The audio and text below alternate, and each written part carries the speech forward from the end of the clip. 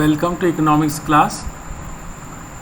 आज हम आपको बताएंगे प्रोपेंसिटी टू कंज्यूम और कंजम्पशन फंक्शन, इसके बारे में। चैप्टर है determination of income and employment. तो शुरू करते हैं।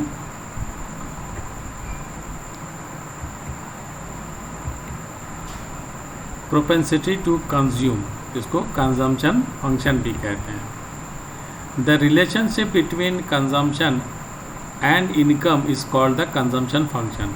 तो इससे साफ है मीनिंग, कंजम्पशन और का जो इनकम है दोनों में जो रिलेशन है उसको कहा जाता है कंजम्पशन फंक्शन।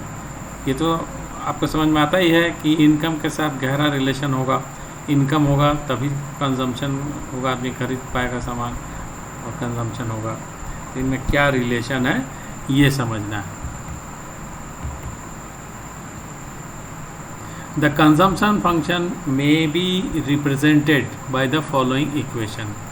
तो देखिए उसके लिए ये इक्वेशन है, ये जो आपके सामने है, C = C bar plus BY, ये है कंजम्पशन फंक्शन। तो ये है क्या, इसमें ये भी कंडीशन है, for C bar greater than 0। ये जो है ये 0 से ज़्यादा होना चाहिए, that means it should be A positive number, negative नहीं होगा, ग्रेटर देन 0 है। और ये जो B है ये 0 से लेके 1 के बीच में, ये 0 से तो बड़ा होगा, मतलब पॉजिटिव नंबर होगा डेफिनेटली, लेकिन 1 से ये कम होगा, ये कंडीशन है। तो ये क्या है ये भी समझें। तो वेयर C = कंजम्पशन, ये जो C है ये रिप्रेजेंट करता है कंजम्पशन के, और ये C बार इसको बोलते हैं ऑटोनोमस कंजम्पशन। ये आगे हम समझाएंगे क्या होता है। और ये जो B है ये है मार्जिनल प्रोपेंसिटी टू कंज्यूम,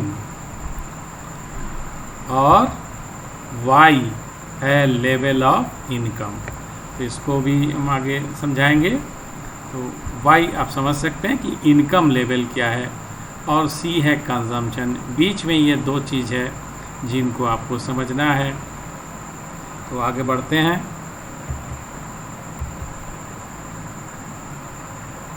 अब देखते हैं कंजम्पशन कर्व क्या होता है, ये समझते हैं।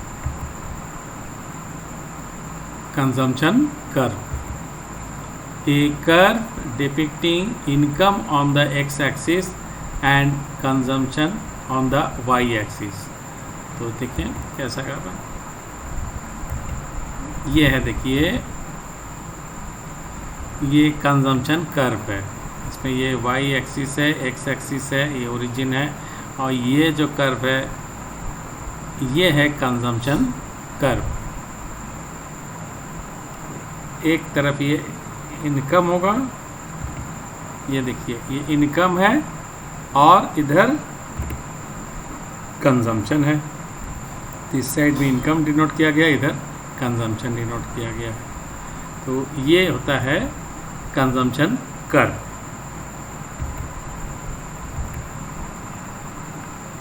एक ये बात है, consumption curve does not start from origin. अब ये देखिए ये 0 जो पॉइंट है ओरिजिन, यहाँ से स्टार्ट नहीं हुआ, साफ दिख रहा है, ये यहाँ से स्टार्ट हो रहा है। तो कंजम्पशन, इसका मतलब क्या, 0 लेवल में भी कंजम्पशन है, इसके हिसाब से तो यही हुआ।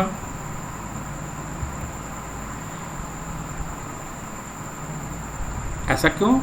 It is because of the assumption that there is some minimum level of consumption even at 0 level of income, which is known as, मतलब पहले ये बताएं कि ये माना गया है कि जो 0 इनकम लेवल है तब भी कुछ तो कंजम्पशन होगा जिंदा रहने के लिए। अगर वो जिंदा है तो कुछ तो वो कंज्यूम कर ही रहा है, भले ही इनकम 0 ही दिखा रहा है, कुछ ना कुछ तो वो कंज्यूम कर रहा है, नहीं तो जिंदा है कैसे।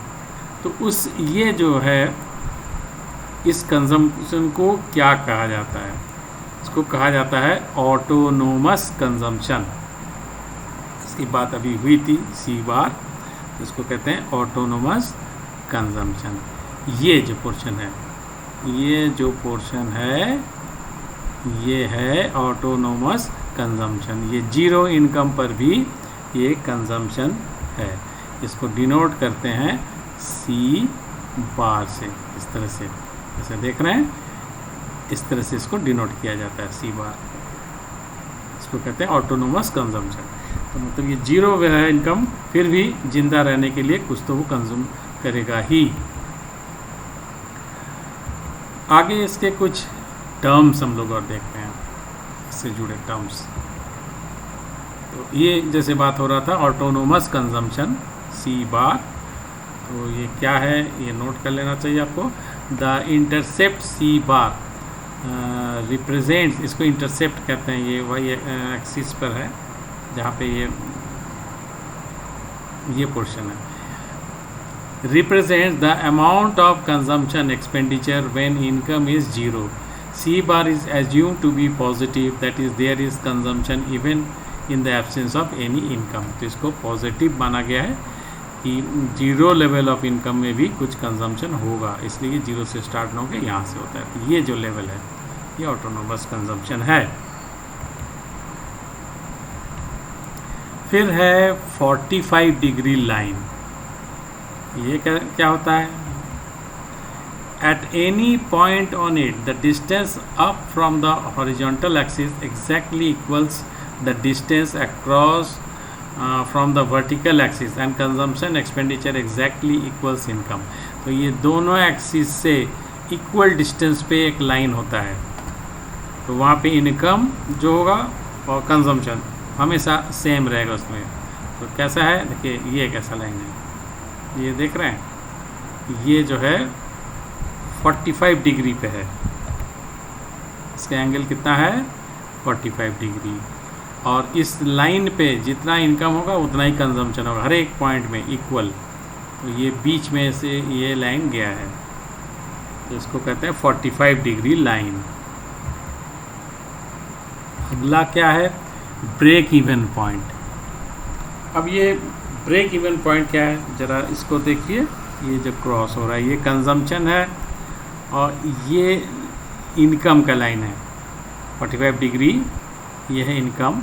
तो यहाँ पे आके ये टच कर रहा है, तो इसको कुछ नाम देना चाहिए। इसको क्या है पहले ये जान लें हम लोग। It is the point where the consumption function crosses the 45 degree line, इसको यहाँ पे क्रॉस करता है। At points to the left of B consumption expenditure is greater, इस पॉइंट के इधर लेफ्ट में ये जो ग्रेटर है देन इनकम से ये ज़्यादा है। And at any point to the right of B, इस पॉइंट के राइट में consumption expenditure is less than the level of income. देखिए इनकम का लेवल अगर ये है तो इससे कंजम्पशन कम है, तो ये एक पॉइंट आके बिल्कुल इक्वल हो जाता है, जितना इनकम है उतना ही कंजम्पशन। तो इसको कहा जाता है ब्रेक इवन पॉइंट। तो इसको दिखाने के लिए उसका नाम दे दिया बी, यही है, इसको ब्रेक इवन पॉइंट कहा जाता है। अच्छे से समझ लीजिए, ये पॉइंट जो है ब्रेक इवन पॉइंट है, ये ब्रेक इवन पॉइंट। और इससे इधर लेफ्ट साइड में कंजम्पशन ज़्यादा है इनकम से, और राइट साइड में इनकम ज़्यादा है कंजम्पशन से। इसका मतलब क्या होगा, असर क्या पड़ेगा? अच्छा, ये तो पहले ये दिखा दिया कि ये जो लेवल है इस इनकम में ये कंजम्पशन होगा, ये डिनोट कर रहा है इसको। अब इससे जो लेफ्ट में जो भी पॉइंट होंगे, कोई भी पॉइंट अगर ले लें तो वहाँ पे क्या कंजम्पशन ज़्यादा है, तो ये जो गैप है ये क्या है, इसको बोलते हैं नेगेटिव सेविंग्स। मतलब आमदनी से ज़्यादा खर्च हो रहा है यहाँ पे, तो ये सेविंग तो नहीं है, इसका उल्टा है, नेगेटिव सेविंग है इसको क्या, मतलब आपके घर से पैसा जा रहा है, या तो उधार लेके चला रहा है। कोई तो जरिया होगा, आदमी जिंदा है तो कोई तो ज़रूरी है, मतलब किस तरह से वो जिंदा है, कुछ तो खर्चा हो ही रहा होगा। तो या तो पहले का कुछ सेविंग है वो खर्चा कर रहा है, या किसी से मांग के कर रहा है, भीख मांग के, जो भी करे कुछ तो वो कर ही रहा है, तो उसका नेगेटिव सेविंग है, उसका आमदनी से ज़्यादा खर्चा होता है, उसको नेगेटिव सेविंग है 40। और देन अगर इसके राइट साइड में कोई भी पॉइंट ले लें तो यहाँ आप देख सकते हैं इनकम से कम है कंजम्पशन, मतलब आपकी कुछ सेविंग होगा। ये जो पोर्शन है ये आपका सेविंग है, इतना आपका खर्च नहीं हो रहा है, आपका आमदनी ज़्यादा है और खर्चा कम है, तो इसको हम लोग कह सकते हैं सेविंग। ये क्या है, ये हो गई सेविंग।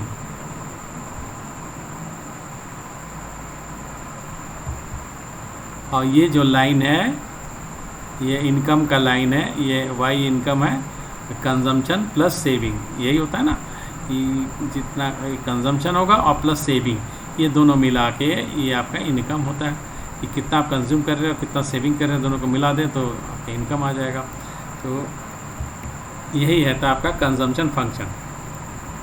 तो इस तरह का कर्व है। और कुछ टर्म्स देखेंगे। डिस सेविंग्स, आपका जो नेगेटिव सेविंग है, it means selling of assets और taking of loan to meet the consumption expenditure if it exceeds the income. तो डिस सेविंग में सेविंग का उल्टा, आपका जमा पहले का है वो आप तोड़ रहे हैं या फिर से लोन ले रहे हैं, तो सेविंग का उल्टा, इसको कहते हैं dish savings.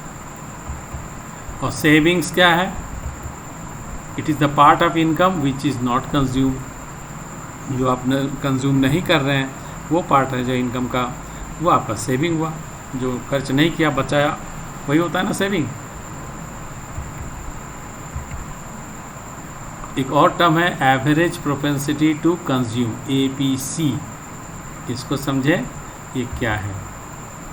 The ratio of total consumption expenditure to total income is called APC।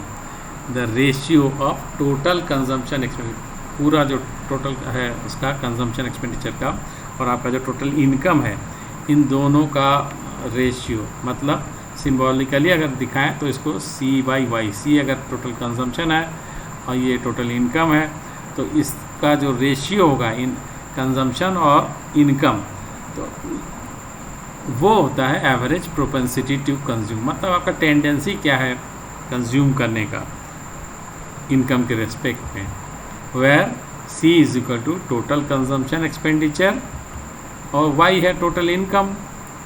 ये हो गया, तो ये समझ में आ रहा है APC। आगे हम लोग समझेंगे marginal propensity to consume, MPC। B, ये फॉर्मूला में जो दिखाया था B, वही वाली B है, इसके नाम हम लोग लिए हैं पहले ही, marginal propensity to consume B वही है, उसके बारे में बता रहा है। The ratio of change in consumption to change in income is called marginal propensity to consume। तो ये रेशियो किस चीज़ का है, change in consumption to change in income, मतलब आपके इनकम के चेंज के साथ साथ कितना कंजम्पशन में जो चेंज आएगा, उनका जो रेशियो अगर लें तो उसको हम लोग कहेंगे मार्जिनल प्रोपेंसिटी टू कंज्यूम। और सिंबॉलिकली इसको दिखाएं तो delta C upon delta Y, ये चेंज डिनोट कर रहा है कंजम्पशन में, और ये इनकम में चेंज डेल्टा से हम लोग रिप्रेजेंट करते हैं। जब भी दिखाना होता है हम लोग डेल्टा से दिखाते हैं। तो MPC हो गया ये, मतलब दैट मीन्स ये B, ये जो B है स्मॉल, इसका मतलब यही है delta C upon delta Y। तो वह delta C is equal to change in consumption और delta Y is equal to change in income. तो ये हो गया।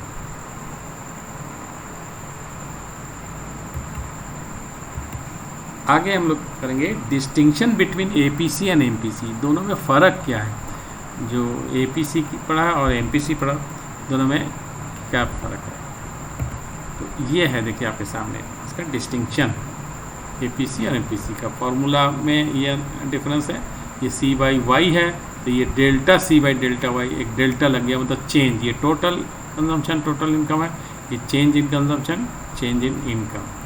फिर देखिए it can be greater than 1, ये जो है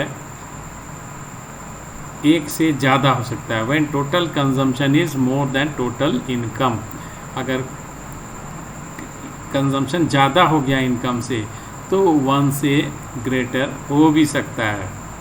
लेकिन ये it is always greater than 0 indicate that whenever there is increase in income there would definitely be rise in consumption. तो कुछ ना कुछ पॉजिटिव फिगर रहेगा, मतलब कुछ तो चेंज आएगा कंजम्पशन में जब भी कोई इनकम में चेंज आएगी, तो डेफिनेटली राइज होगा। इसका मतलब ये पॉजिटिव होगी चेंज, तो कुछ ना कुछ राइज जरूर होगा कंजम्पशन में। और ये क्या है, it's value can never be negative because total consumption can never be negative. ये कभी नेगेटिव नहीं होगा क्योंकि ये चीज़ कभी नेगेटिव नहीं होगा, कंजम्पशन कभी नेगेटिव में नहीं हो सकता है, तो इसलिए इसका वैल्यू कभी भी नेगेटिव नहीं होगा और 1 से ज़्यादा हो भी सकता है। और इसमें क्या, it is always less than 1 suggest that increase in consumption is always less than the increase in income. इसका वैल्यू ऑलवेज लेस देन 1 होता है। बी का वैल्यू बताया था लेस देन 1, तो ये ऑलवेज मतलब जितना आपका इनकम में चेंज आ रहा है उससे ज़्यादा नहीं होगा। तो जितना आपका इनकम चेंज हो रहा है उससे कुछ कम ही बढ़ेगा कंजम्पशन, ये कभी उसको एक्सीड नहीं करेगा। यही फ़र्क है। तो इनको देख लीजिए अच्छे से क्या अंतर है।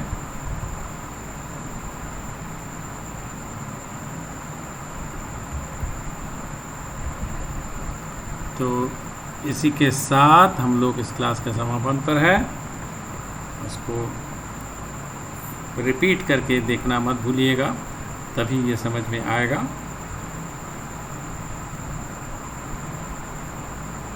Thank you.